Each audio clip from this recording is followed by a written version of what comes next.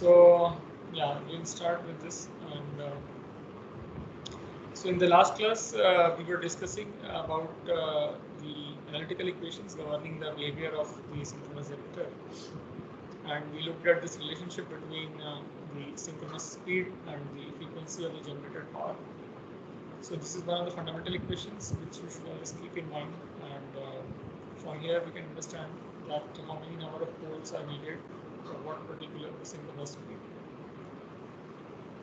Then we looked at the internal generated voltage of a synchronous generator, and we discussed this also, and we found that the RMS value of the internal voltage generated in each phase of the three-phase synchronous generator is equal to this particular value. And as we understand, I discussed last class also, that now there are these three phases, so they can either be connected in delta like a triangle, or they can be connected as a star connection. And depending upon what is the connection of the windings, the voltage which you will see at the terminals, because it is a three-phase system we're talking about, only three terminals are coming out. So depending upon the winding configuration, the voltage at the terminals would be different. And we discussed that in the delta system, the line voltage, that means the voltage between two lines of the three-phase system, two wires of the three-phase system, same as the phase voltage.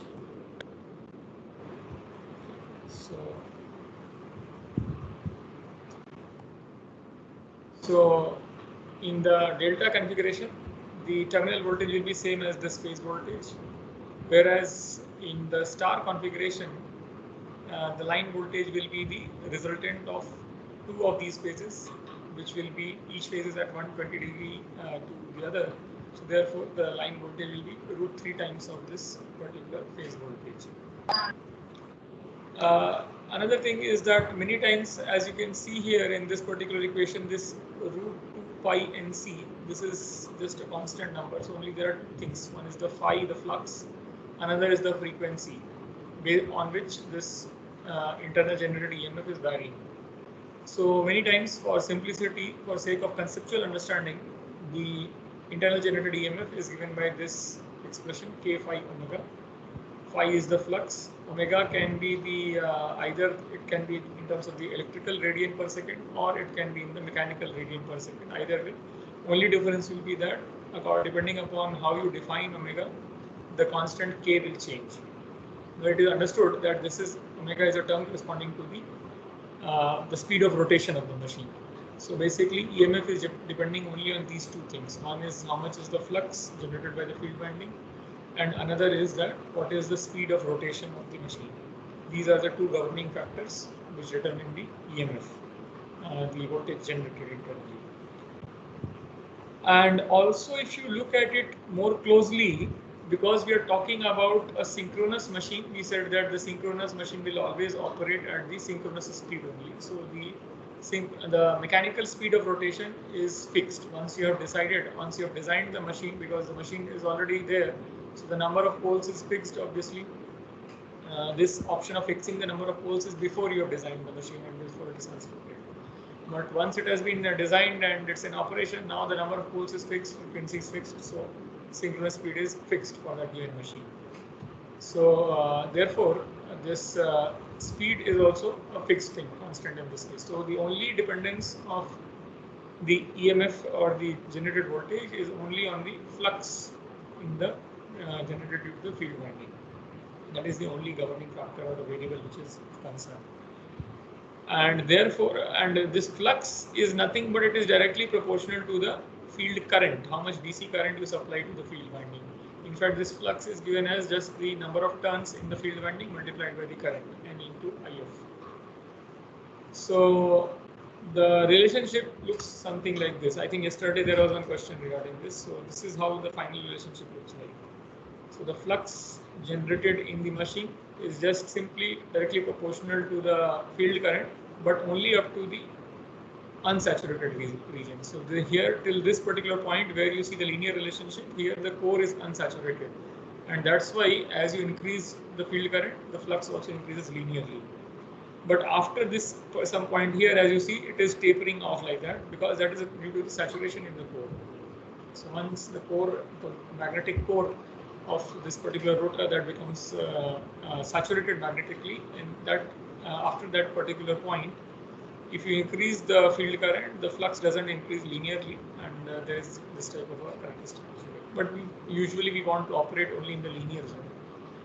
So this is the relationship between the flux and the field current, and accordingly, if you can, because we see that this EMF is now directly proportional to the flux, so you can write as the can draw this relationship between the generated voltage and the field current also will have a similar profile because the speed is constant. And this curve is also very important in the context of the synchronous machines, and it's known as the magnetization curve or the open circuit characteristic. Open circuit means you are generating an EMF, but your armature winding, which is on the stator, that is not closed, it is not completing a circuit. So there is no current flowing in the stator side. So only current is the DC current which you are supplying to the rotor, and due to that there is an EMF generated, but there is no current which is drawn from the machine. So that's why it's known as the open circuit characteristic. Okay. Excuse me, sir. Yeah. So what does saturation of core mean? Yes. Yeah, so if you probably you might be knowing about these magnetic materials, is that they have a particular limit up to which they can be magnetized, and once they are like fully magnetized, then even if you supply more current, you increase the because we are talking about electromagnets here. So in the electromagnet case, we understand that as you go on increasing the current, the magnetic field intensity goes on increasing, but that cannot happen infinitely. There is some capacity of the magnetic material up to which it can hold the magnetic field. So once you enter that zone, we call that as saturation, where now it is almost nearing to its maximum magnetic field capability. So after that, if you go on increasing the the magnetizing current, then also the increase in flux is slower and slower, and gradually, as you can see, this will settle down, because that's obvious. Any magnetic material cannot have infinite magnetic field intensity. There will be a limit to it. So that zone is known as the saturation zone. Okay. Thank you. Okay. Any other questions? No, sir. Okay. So let's move ahead. So this is about the generated voltage. Now, as we can understand, is that you are generating some voltage, and this voltage is being generated in the stator windings, or the armature winding of the stator. And now, so far we only talked about the open circuit thing, but I mean there is no meaning of having an open circuit. This is just for conceptual understanding. So what will happen is that when you generate the voltage, obviously you will be connecting it through across some load, and that particular load will draw some current. Only then the useful power will be obtained. So let's look at it. What happens when you connect, when you complete the circuit on the stator side? So the armature winding is connected to some external load. In that case, there will be some current which will be drawn from the winding. So in that case, we talk of the equivalent circuit of a synchronous generator, and this is what this looks like.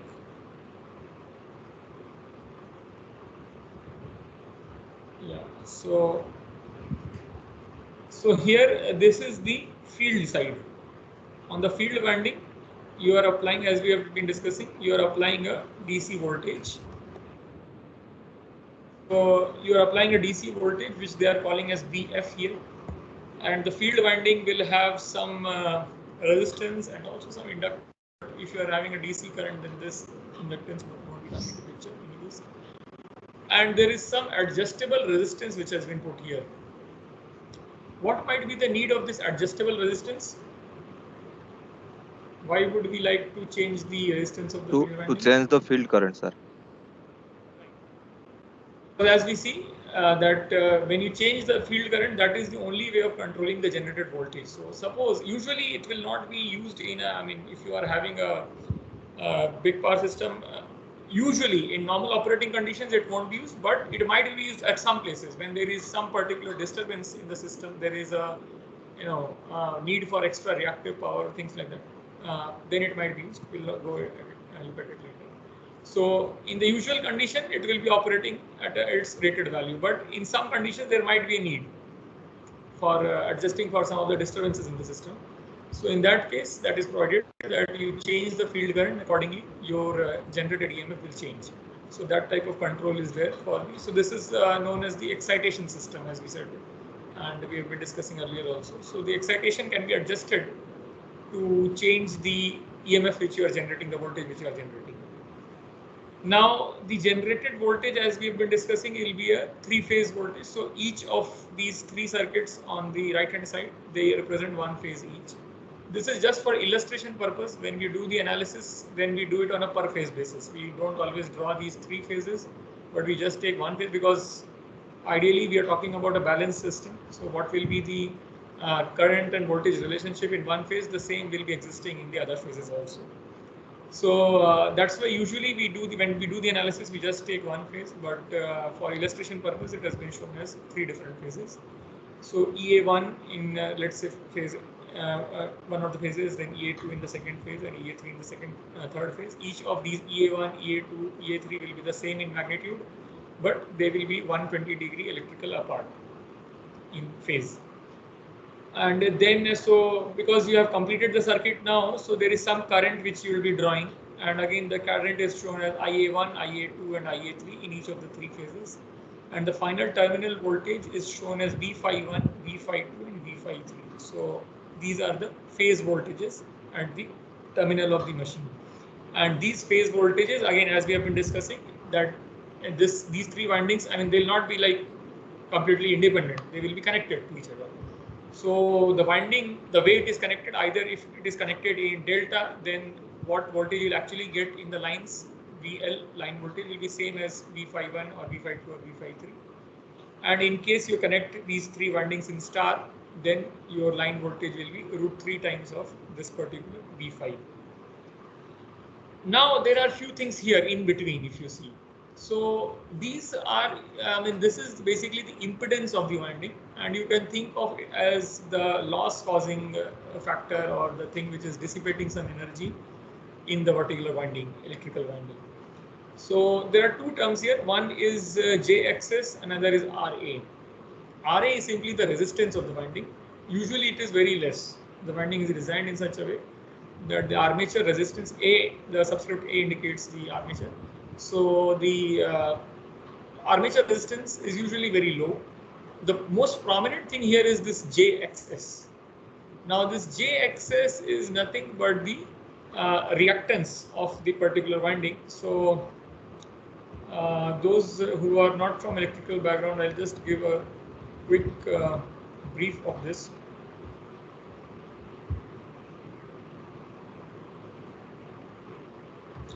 So if you recall, in one of the earlier classes, I had told you that there are three types of these particular loads which can exist in any electrical system. So one is the resistive load, another is the inductive load, and third is the capacitive load. This L indicates the inductance. Okay, and how they are distinguished is basically based on the type of relationship between voltage and current for each of these. The symbols for resistance, as all of you might be knowing, resistance indicated like this, inductance is indicated like this, and capacitance is indicated like this. And the relationship is that here the voltage and the current, they are completely in phase, there is no phase difference. Here the voltage is leading the current by 90 degree, and in this case it is the opposite. The current is leading the voltage by 90 degree. Okay. So these, as you can understand, because we have been saying that power, the real power in the circuit is VI cos phi or cos theta. So as you can understand now here, because voltage and current are orthogonal to each other, so there will be no real power consumption.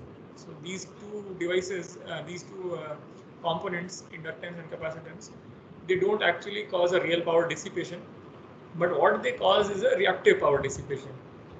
And so we have discussed this already. So is that the real power which will be consumed in the inductor, that we call as, let's say, P, in the resistance we call that as P, and the inductor will have some particular power consumption in terms of the reactive power, and the capacitor will also have some consumption in terms of the reactive power, and whatever will be the net value of inductor minus capacitor, that probably we can indicate here as the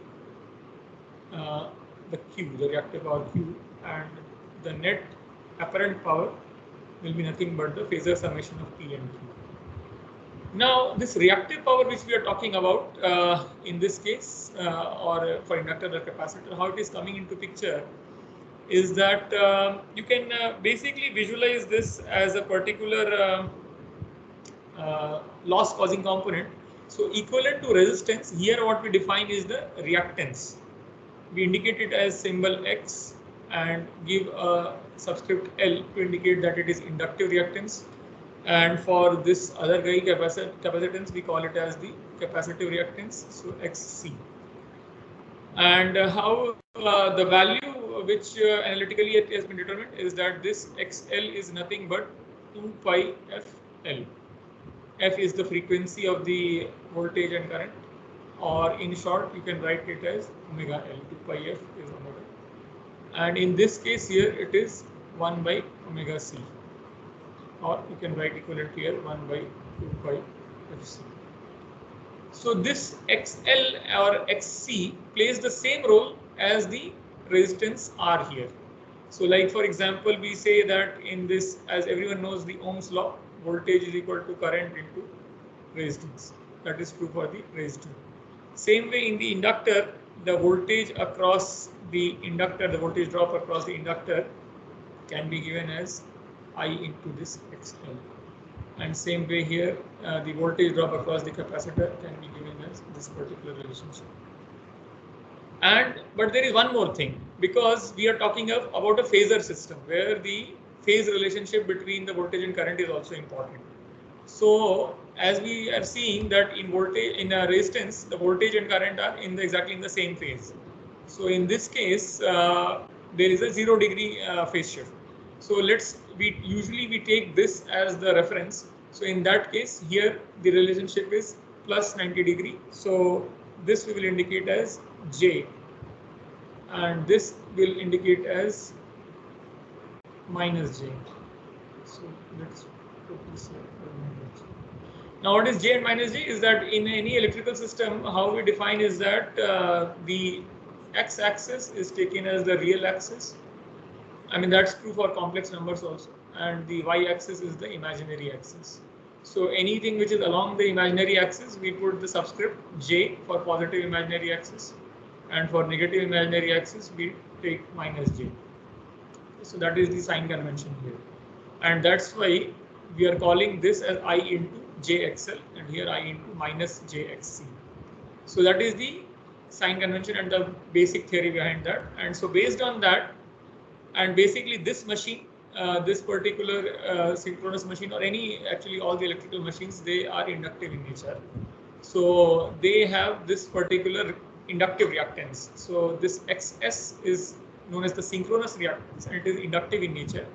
That's why the subscript J, I mean not the subscript, but right, like the letter J has been placed before the XS.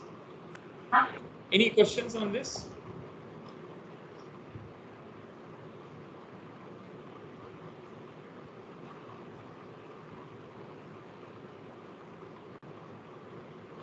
Okay, so I hope this is clear.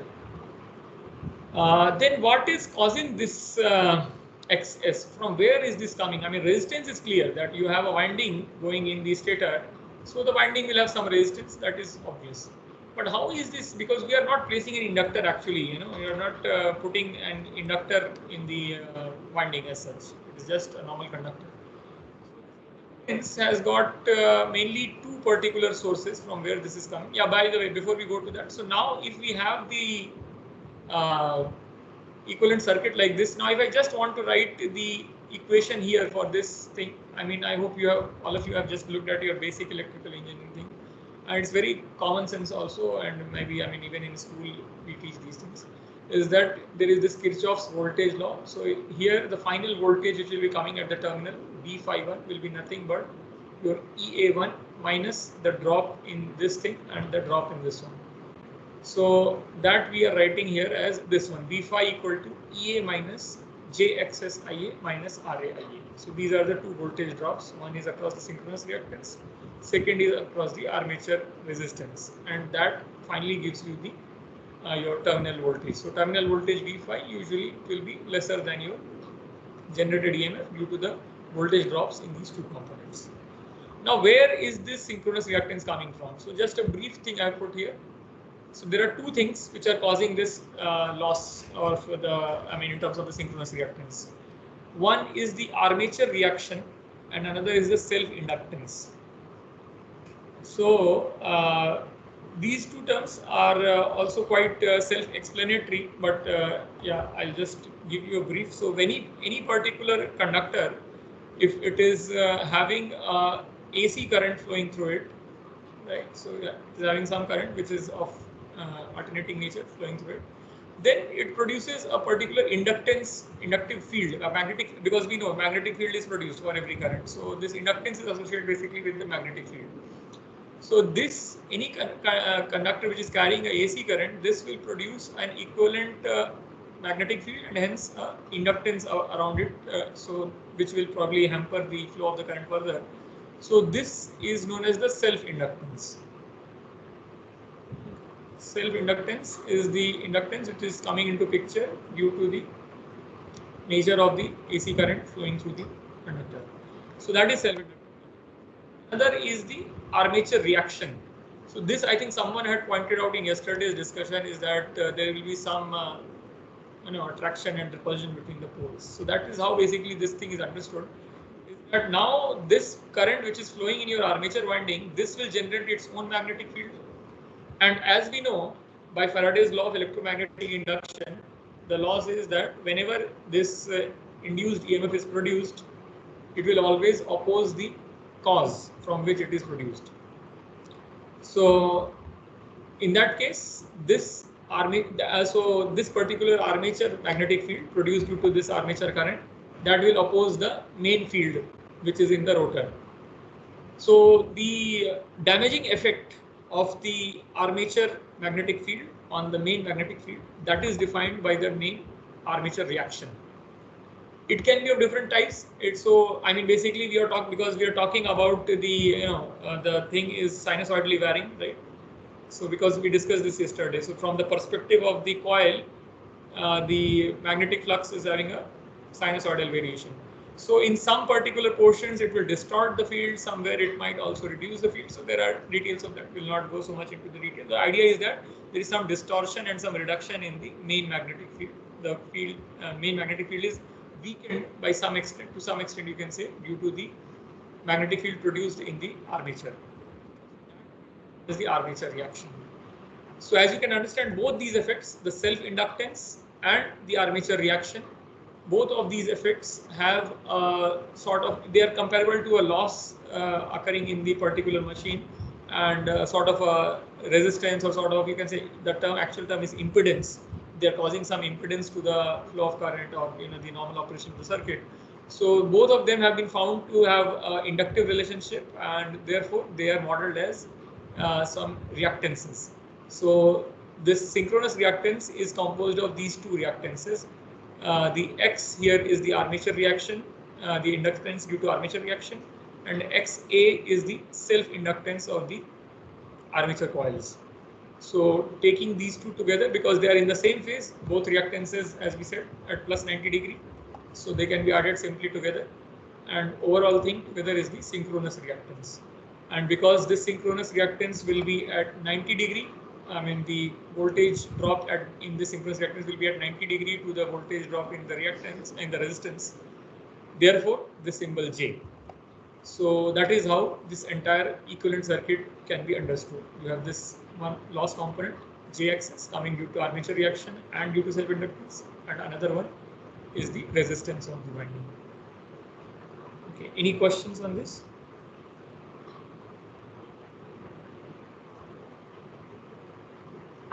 No, sir. Clear for everyone? Yes, sir. Ashutosh? Any doubt? No, sir. Udit? Yes, sir, it's clear. Kashif?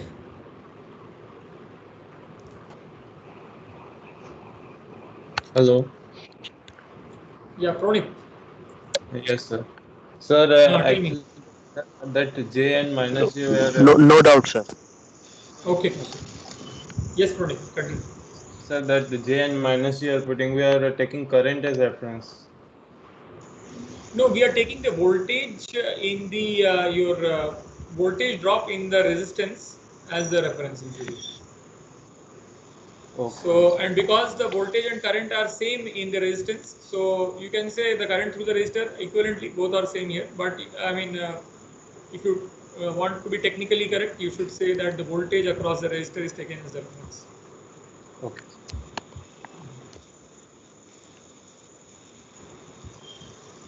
Anything else? Okay, so we'll move ahead.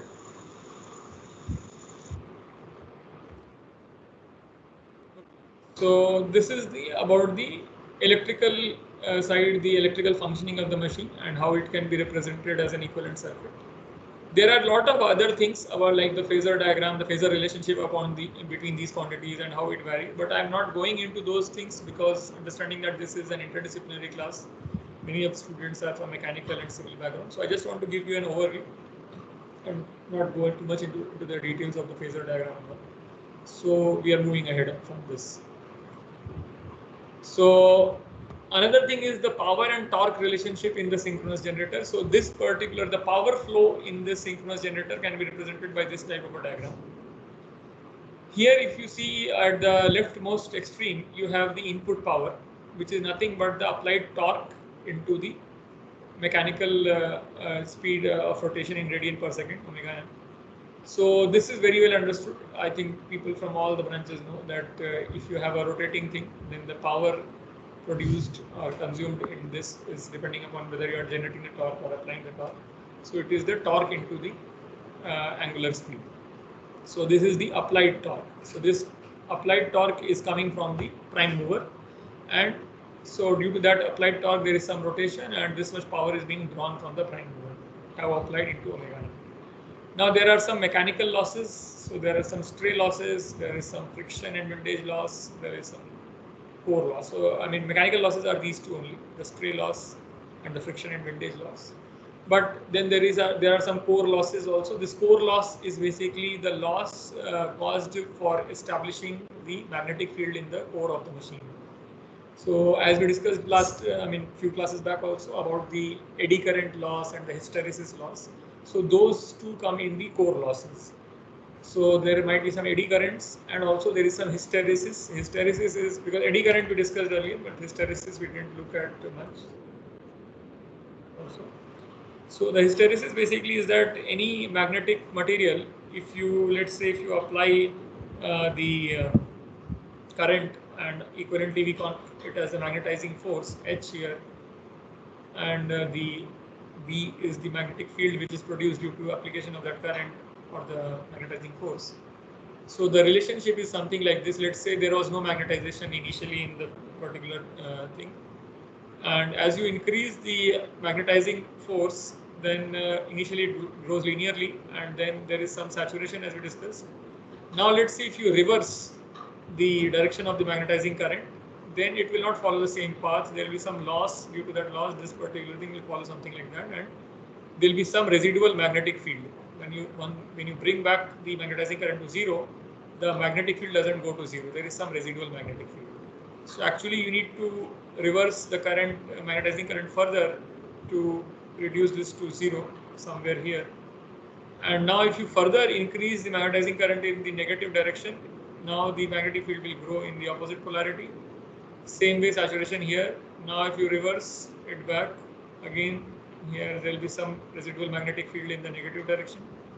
and the same cycle follows. Now if you further make it positive, it grows and it goes something like this. So this type of a curve is observed for magnetic material. So this concept that your magnetic field doesn't follow the magnetizing current perfectly, rather there is some particular difference in the profile, this is known as the hysteresis. So there is a hysteresis in the magnetic material, and basically the effect of the prior applied magnetic field remains, it doesn't go completely. And the Hello, area, sir. yeah, I'm sorry, sir. I forgot that. What is H? H is the magnetizing force, which Okay, is okay, sir. dependent upon the magnetizing current. And B is the magnetic field. Magnetic field, right? So this Okay, is okay, sir. proportional to the magnetizing current. Okay, H is magnetizing current. H is the magnetizing force, we call it. There is Magnetizing some force. relationship. Okay, okay. Yeah. It's just simply directly Okay. proportional to your magnetizing current. You can understand that. And B is the magnetic field which you are producing. Okay, okay, sir. So, yeah. So this area under this curve, this is basically the loss which occurs in this particular cycle. And as you can understand, different materials will have different profiles. So some material can have like this, some other material can have a much thicker profile. So that means the loss will be more. So something like that, let's say.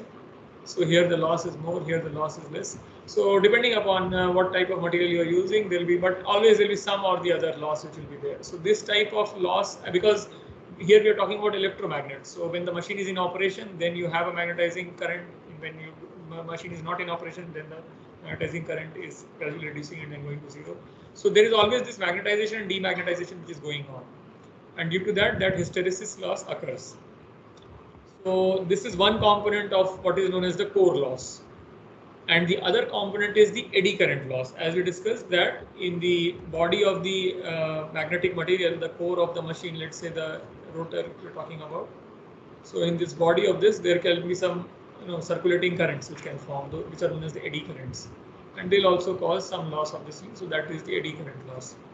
So both the losses could be, yeah, who is that? Sir, this is Harshvardhan, sir. Sir, Yeah. eddy current, eddy loss is also known as something like whirlpool current or like that. Usually we call it as eddy current loss only. Okay. That's how we call it in the magnetic in this particular situation. So this these two components, hysteresis plus eddy current, these two compose the the core losses, which are in the magnetic material. So first you have some mechanical losses, then you have some magnetic field loss, and then finally what remains here, the power, that is the what we'll cause the induced torque. So and that that is what will get converted to electrical form. So this is the P converted, the power converted to electrical form, and this power can be equivalently written. I mean, though it is an electrical power which is getting converted, but an equivalent notion is to write it as a induced torque. We'll come to that, how this relationship is there.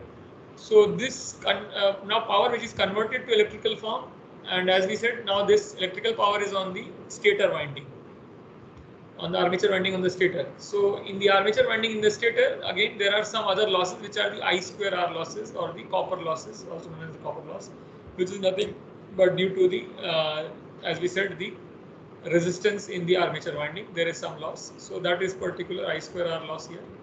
And after that loss, whatever remains, that power is extracted from the machine. That is the output power.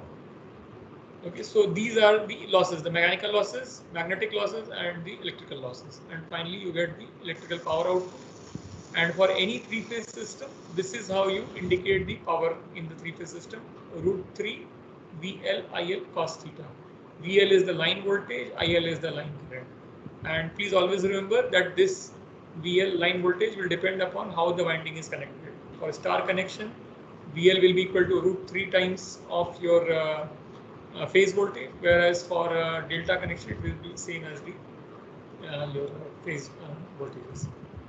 Okay, so this is the final power output, and If we write in terms of the phase quantities, then we can write as 3 V phi Ia cos theta. And here V phi is the phase voltage, Ia is the phase current. Please note that these two are different. Both of these are different. This is line voltage, this is phase voltage. This is line current, this is phase current. Okay. And this is quite intuitive and simple to understand because each phase we are having a power of VA Ia cos theta in each one. So each phase is having a power of VA Ia cos theta. So overall is 3 V phi Ia or cos theta. So that way. And equivalently, because as we said, whenever you have this thing, okay, I've wrapped it up. So whenever you have the real and the reactive power, this is how they are related, the P and the Q. And you have S as the summation of these two. So this thing, if this is VI cos theta, this will be VI sin theta. So whenever there is a phase difference between the voltage and current, these two components naturally exist.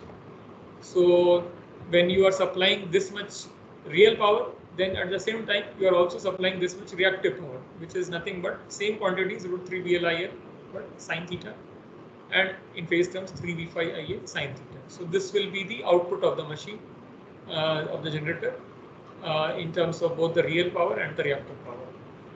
And by the way, both of these are important. I mean, though you might think that we are only using the real power for work output, actual work output, but this reactive power has also a very critical role to play in the system.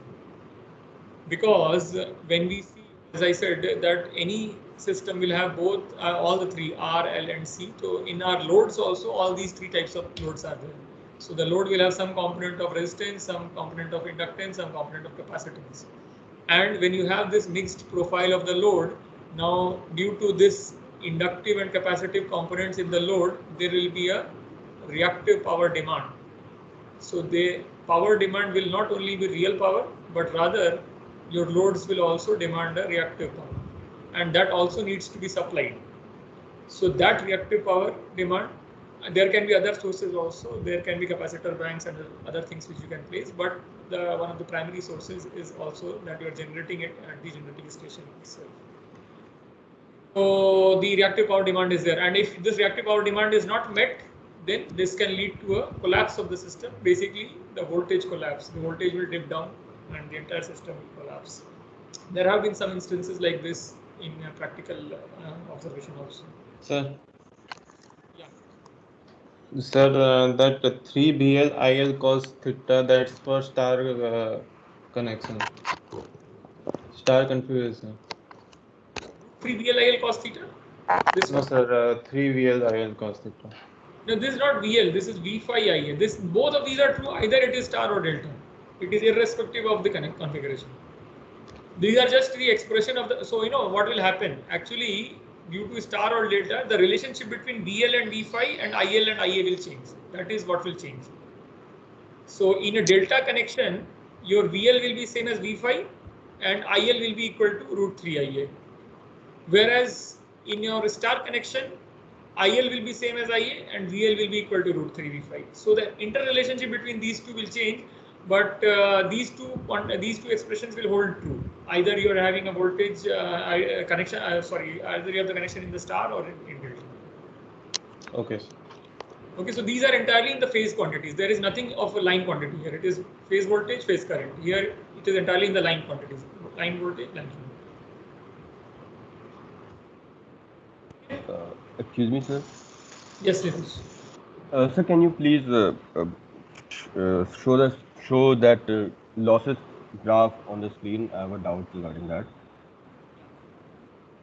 Yes. Sir, you said that this P in is the one is the power that comes from the turbine. Right. Right. And this power converted is that goes into the generator. Is that Correct. No, okay? not goes into the generator. That is what is converted to the electrical form, because this entire thing is in the generator only. So once you are entering here, this loss is also in the generator. This loss is also in the generator, but in different components. This is in the mechanical component. This is in the magnetic component. This is in the electrical component. So this is what is getting converted to electrical form. So anything before this dashed line, Yes. Before this dashed line, this is the, you can say, the mechanical domain, and also the magnetic thing we are. So this we are not Yeah. showing separately. So rather we can put one line, more line here. So Ah. before this core losses thing, everything is the mechanical power. Ah. From this line to this line, this is the magnetic thing, and now you are converting to the electrical form. Yeah. Yes, sir. Yeah, it's clear. Anything else? No, sir. Hello, sir.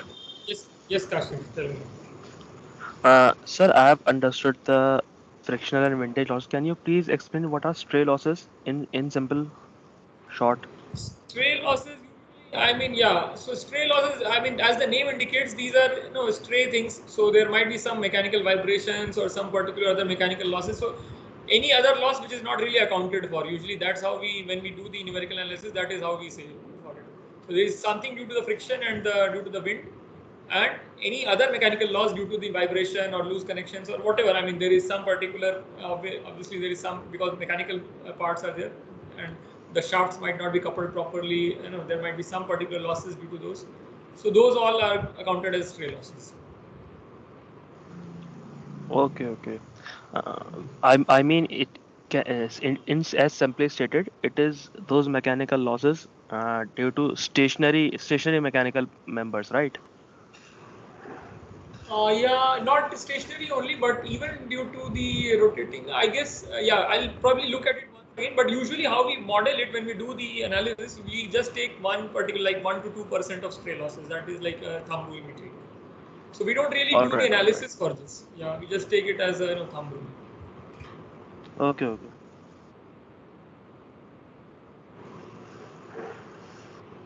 Anything else?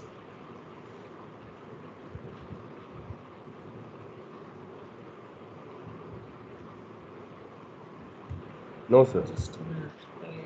This laptop battery is going down. I'll put it to charge.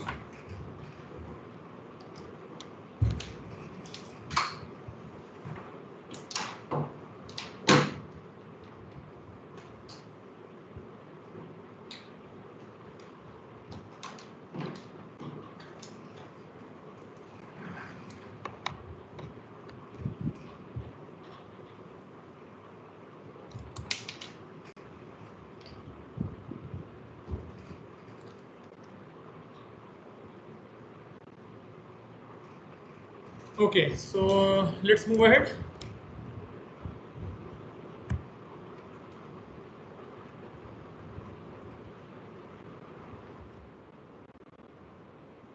Okay, so this is the power output of the machine now in the real power and reactive power terms, both electrical quantities. Now there is one particular approximation which we can do. So if you look at this, the converted power and the output power, there is only one difference, which is the I square R losses. And this, I hope everyone is able to hear me, right? Yes, sir. Yes, sir. You're audible. Yes. Oh, great. So if you look at this from power converted to power output, there is only one extra term which is coming as the I square R losses. So this I square R loss is due to the armature resistance. And suppose if we neglect this armature resistance, because, and that can be done if you maybe at when we do the tutorial and look at the numerical problems, then you'll realize that this armature resistance is usually much less than the synchronous reactance. So the two things which you are having here, XS and RA, the primary thing is this your synchronous reactance. It is much larger in numerical quantity than the armature resistance. So this approximation can be made because XS is much greater than RA. We can ignore the RA, and if we make that approximation, then we can write this particular relationship, and also this will be not just the converted power, rather it will also be the output power. Both will become same in that case. And this is basically coming from the phasor analysis of the machine. I'm skipping that part, so I'm just quoting the result here. So because of the lack of time at the syllabus, so we are just quoting that particular result here, is that you can write the output power or the converted power, ignoring the armature losses, the copper losses in the armature.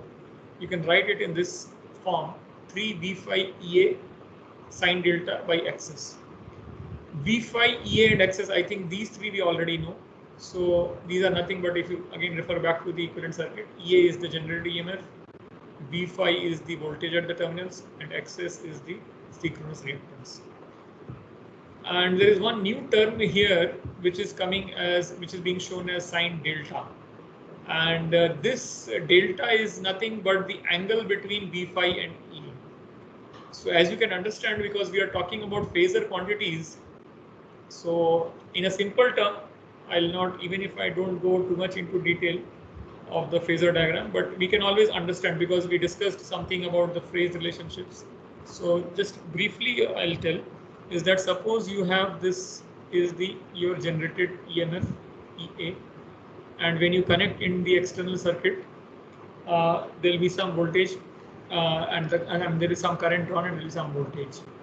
So let's say your this thing, there is some particular current drawn which is at, in this particular, it's an inductive load, let's say, and this is what you get as the IA, the armature current. So there, because it's an inductive load, we are assuming an inductive load in the external circuit, so there is some phase difference. The armature current is lagging behind the voltage.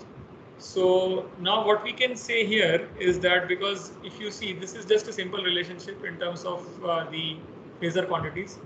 Your if we transpose these two quantities to the other side, left hand side, we can say EA is equal to your V phi plus JXS IA plus RAIA. So I'm sorry, this we should call this V phi here for sake of ease of understanding the mathematics. So suppose I'm just saying that this is the phase voltage at the terminal of the machine, and this is the armature current in each phase. So this thing here is the power factor angle of the load, the theta. So now what we can say is that EA is equal to, from this relationship, EA is equal to V phi plus JXS IA plus RAIA. So if I transpose that relation, that equation, I can say that EA is equal to V phi plus JXS IA plus IARA. So now if you want to draw this as a phasor diagram, basically phasors are nothing but vectors, as we know, so it is same as vector. So you have this V phi, the voltage at the phase, at the output of the phase, I mean phase voltage at the output of the terminals of the machine, and this is the armature current. So V phi we have already drawn. Now we need to draw these two phasors to get the final EMF. So IARA is nothing but the phasor here is, so phasors also they are indicated like, you know, like vector quantities with one bar over them. So something like this, you can put it like this. So this component IARA will be the same, it will be the same direction as the IA, only one scalar is multiplied to it. So IARA will be something like this here. Probably I'll make it separate. So this is V phi, and this is your IA with some power angle lagging by 30 and theta degree. So your IARA will be parallel to your IA. I can draw, because vectors can be moved parallel anywhere, so I'm drawing IARA here. And XS IA here, it is multiplied by a scalar XS, but then J term is also there. That means it will be having plus 90 degree phase shift with respect to the current IA. So plus 90 degree to this, that means it will go something like this here. So this I'm calling as now the JXS IA. So your final EMF EA will be nothing but the phasor sum of V phi plus IARA plus JXS IA. And that is what you get here like this. And now, so this is your EA. And as we understood analytically also, that your final phase voltage is always less than the generated EMF, and that is evident from this graph also. There will be not so much difference. This is just, you can say, just for drawing, I have put in an exaggerated manner. This JXS IA and IARA will be much smaller actually. So, but the conceptually, I think you can understand. So this angle now here between your V phi and EA, this is called as delta. And this delta coming into picture here, and it is determining the power output of the machine. So this delta is also known as the internal angle or torque angle of the machine. It is different from the power factor angle. Theta is the power factor angle, which is dependent upon the load which is connected to the machine. It is an external thing to the machine. Whereas delta is internal angle or the torque angle of the machine, and it is between the V phi and EA. So based on this particular on these terms, we can define the power output in this particular format. 3V phi EA by X sine delta. This format is also very popular and it is extensively used in the power system analysis. So that's why I mentioned it here. Okay, and as it says, since the resistances are assumed to be zero, there are no electrical losses in this generator, and this equation is both for P converted and P out. So it is true for both P converted and P out because we have ignored this relationship has been derived by ignoring the I-square analysis. And now about the induced torque, which I said I will be discussing briefly, is this. What is this induced torque? It is nothing. It is there is no physical thing as such. You can think of it in terms of a conceptual thing. Is that when you are generating, as I said again, by Faraday's law of electromagnetic induction, any generated voltage will always oppose the cause. So that opposition to the applied field, applied mechanical power, that can be also conceptualized as a mechanical, opposition in form of an induced torque, which will oppose the initial one. So this is nothing but more of a mathematical thing. Is that we can this converted power, P converted, if we want to express it as an equivalent mechanical power, we can write it as tau induced into omega m. So your tau induced or the induced torque is nothing but your P converted by the omega m, and it indicates the, I can say, sort of the opposition of the armature current to the applied magnetic field. So this is coming directly from there. Now, one thing is that, as you can see in this particular equation, there is a sine delta term. So as we understand that delta, if you have a sine relationship, so this will have a peak at 90 degree. When delta becomes 90 degree, the converted power will be maximum. But in real systems, that limit is never achieved due to the stability concerns. So this maximum power, which we are indicating by this equation here, this is known as the static stability limit of the generator. That is the term for this. This maximum power which the generator can generate, if you put delta equal to 90 degree, you get this 3V phi EA by XS. That is the static stability limit. But that is never, we never even go close to that. So as it says here, normally real generators never even come close to that limit. And there, because of the safety, the stability concerns, because if somehow if you are operating close to that 90 degree, there is some fluctuation in the load and all. If your generator goes, the delta goes beyond 90 degree, it will go into a crash mode. So we don't want to operate near that particular static stability limit. Usually a big margin is kept. So practically when we operate the generator, the delta, the full load torque angle is kept between 20 to 30 degrees. That is the usual range of operation. So you can see there's a huge margin. So the actual power generator, if you put it at 30, so sine 30, 1 by 2. So actual power which you will be rating the machine for, that will be almost around half of the static stability. So that's why it says here, real generators typically have full load torque angles of 20 to 30 degree. So the absolute maximum instantaneous power and torque that can supply is at least twice their full load values. So that is how we are rating the machine. Is that if you have like this, let's say I'm putting the power here and the delta here. So as we understand, this is a sine relationship, so it will have something like this. So this is the theoretical maximum which we can supply when delta is equal to 90 degree. So this is what they are calling as the maximum instantaneous power. So this is the maximum instantaneous power which you can supply. But what you do is that you take a huge safety margin and you keep it much less. The rated value, the full load value is kept much lesser. So at around 30 degree, this will be half of this.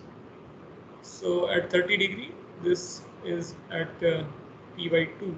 So that is where your full load, so we will rate the machine at around this value. So full load power rating will be around this particular value. Let's call this as P max, PM.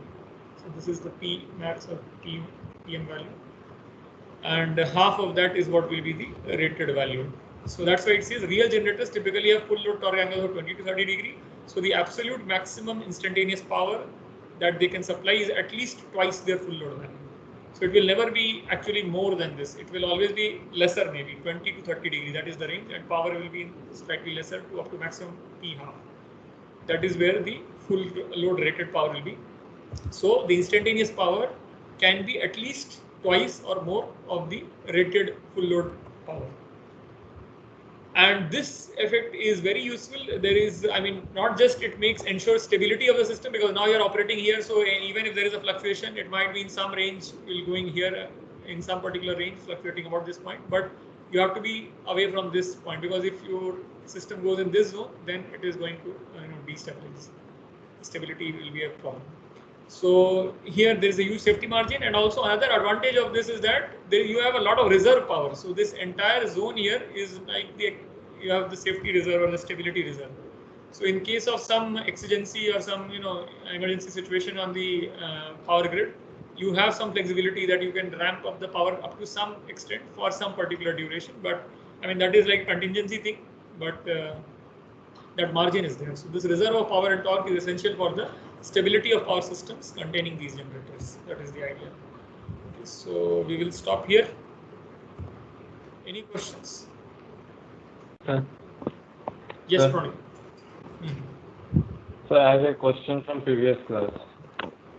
Yes, tell me. Sir, can you please explain one more time what is number of turns in a coil? Number of turns is a simple concept. As we said, is that this coil is what? I mean, you understand? I think what is a coil, right? Something Yes. like this.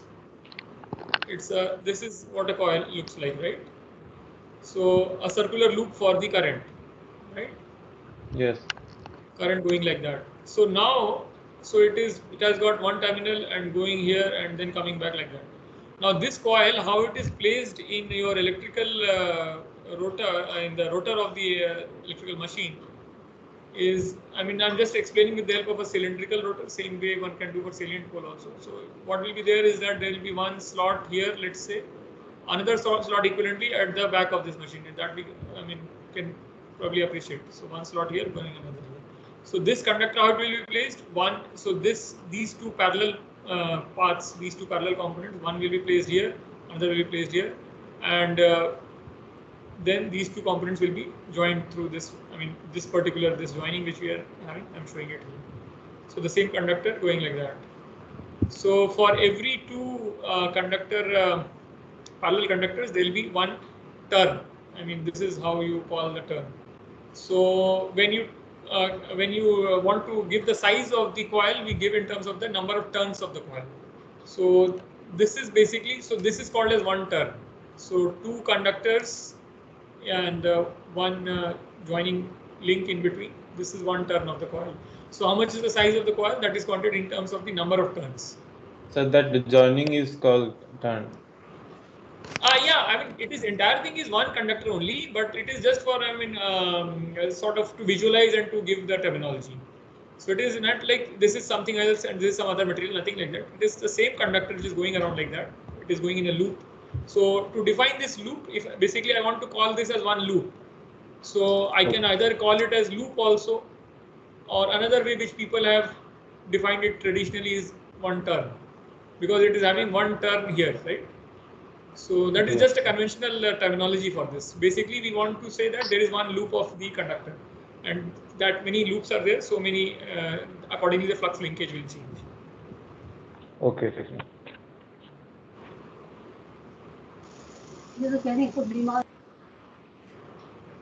Yes. Anyone else? Any question? Sir, this power equation is again dependent upon the type of connection, right? I Which mean one? delta and Which star. equation are you? This equation you are talking about, Uh, the power or this one? output This one. converted power 3v5 EA upon XS. No, this is independent of the connection. Whatever the type of the connection, this will hold true. See, the connection, the only thing about connection is that, let's, hopefully today you don't have another class, right, after this? So, No, no. No, I'll sir, just no take, class. No, sir. okay, I'll just take, maybe 2-4 minutes or 5 minutes maximum and just make this clear. Is that, see, let's not confuse this. This voltage and current, why we are talking about the connection here? Because we are talking about a relationship between voltage and current. And this is just the basics of the three-phase system actually, is that you have two types of connections possible for the three windings, any three phases. And so this is coming from here, that if you have this type of connection, which is known as a delta connection. Now, as you can see, the current which will be coming out here, this will be a phasor summation of the currents going here, something like that. So this current going in these three lines, that is always known as the line current, IL. And current going in these three windings or three phases is the phase current. So this IL will be the phasor summation of these two guys. So you will, if you do the maths, you'll find that this is √3 times I5. And the voltage here, voltage between any two lines is always known as the line voltage. And for each phase, you have, let's say, V5. So as you can see visually also, this VL is same as V5 here. And in the star connection, what is happening here is that again you are drawing these three lines out. So in this case, as you can see, the current in the phase is going directly in the line. So you have IL is equal to I5. But now the voltage is different. So your VL is, each phase is having V5, let's say. So there are two phases 120 degree apart. So the equivalent will be √3 V4. So as you can see, the relative value is changing. The power output is actually the same. I mean, it doesn't, the power output doesn't change. The way you are expressing will be that will be changing. The relative values of voltage and current, because ultimately the power output is the product of voltage and current. So here Yes, one sir. thing is getting multiplied by √3, another is remaining same. Here another one thing, the other thing is getting multiplied by √3, the first one is remaining the same. So ultimately the power output doesn't depend upon the connection. Only thing is that when you're putting both voltage and current in the expression, then you need to have the proper expression for accounting for these changes in the relative values of voltage and current. But the power output is not changing. It's not depending upon the connection. So this is irrespective of, here there is no current term, you see. These are all voltages and reactances. So therefore you don't need to have separate equations for delta and star connection here. There is just one equation. Okay, Kashif, that's clear? Right, sir. Right, sir. Thank you very much. Okay, anyone else having any other doubt?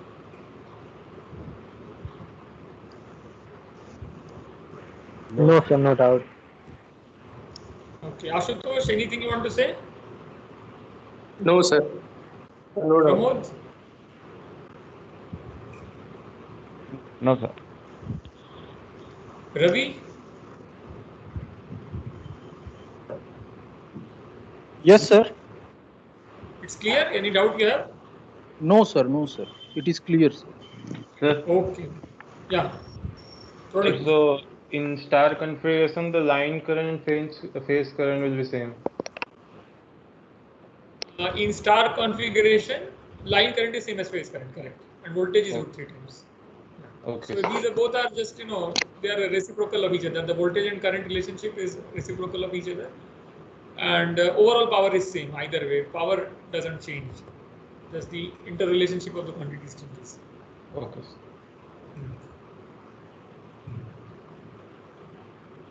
Anyone else? Any doubt? Okay, then we will stop here. And next class is on Monday, 3 p.m. for this course. the tutorial. And Yes. yeah. Anyone saying something? And for the other course, those who are enrolled in 528 AHN 528 course, we will have one class today, 3 to 4 p.m. Okay, so stopping here. Okay, sir. Thank you, sir. Thank you, sir. Okay, thank you. Thanks.